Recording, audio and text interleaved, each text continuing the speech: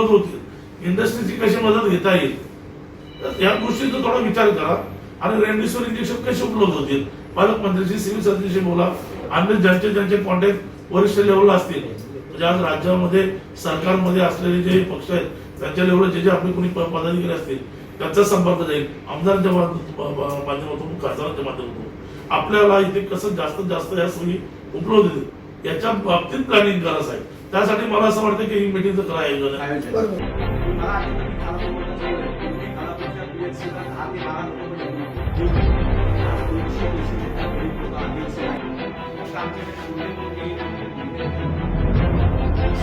आज परिस्थिती या बैठकीचं नियोजन करण्याचं कारण असं की खूप मोठ्या प्रमाणात पेशंट वाटतं.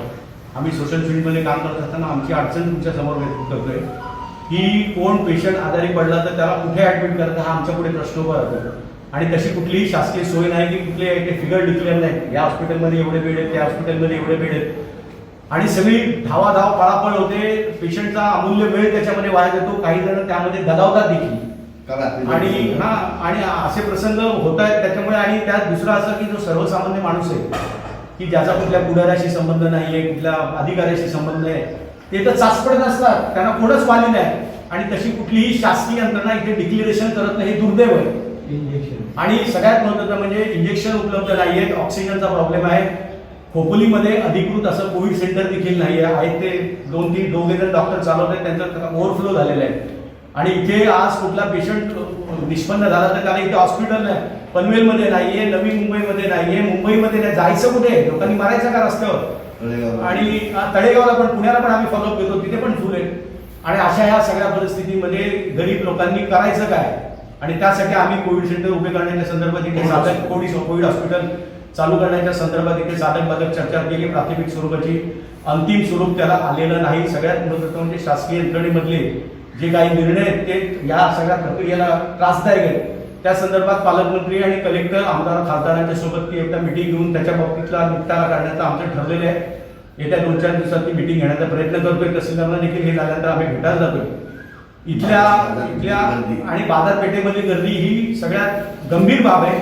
त्या बाबतीत लोकांना अवेअर करण्यासाठी आम्ही देखील रस्त्यावर उतरायची आमची तयारी आहे. आम्ही खोपोलीतल्या प्रशासनाला तसं सांगितलेलं आहे, कारण प्रशासन त्यांचं काम करते ना असं नाही, पण लोक तेवढं गांभीर्याने घेत नाही.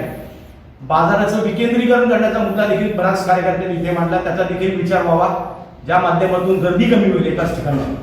म्हणजे आता फॉर एक्झाम्पल वरची खोपोली, खालची खोपोली, भानवल, काटरण, जी भाजीवाले सगळे तिकडेच येतात मार्केटमध्ये, त्यांनी त्या भागामध्ये जर भाजी विक्रेते गेले तर ते डिवायडर होईल गर्दी आणि त्या परिसरातल्या लोकांना पण ते सोयीस्कर होईल.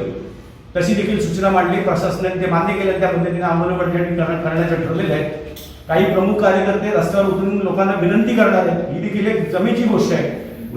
उद्यापासून म्हणजे जी गर्दी अनावश्यक होती ती कमी करण्याचा आपण प्रयत्न करतोय आणि जनतेला ते आवाहन करण्याचा आपला प्रयत्न आहे.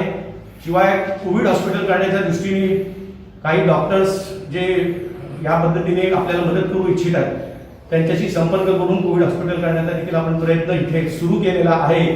आणि त्याला किती दिवस लागतील मी सांगू शकत नाही, पण त्या दृष्टीने आपण पावलं उचलतोय काय सुरू अधिकृतपणे. हां, आणि त्याबाबत शासकीय ज्या काय परवानग्या आहेत त्या घेण्याचा देखील आपण कलेक्टरला आणि पालकमंत्र्यांना भेटल्यानंतर प्रयत्न करतोय. आमदार खासदारांना पण त्या ठिकाणी आपण उपस्थित ठेवण्याचा प्रयत्न करतोय, सगळे एकत्रित जाऊन. ही सर्वसामान्य प्रत्येकावर आलेली ही आपत्ती, ही महामारी आहे आणि याच्यातून सगळेजण योग्य पद्धतीने बाहेर पडले पाहिजे हा उद्देश आहे आणि त्या दृष्टीने आपण हा प्रयत्न करतो.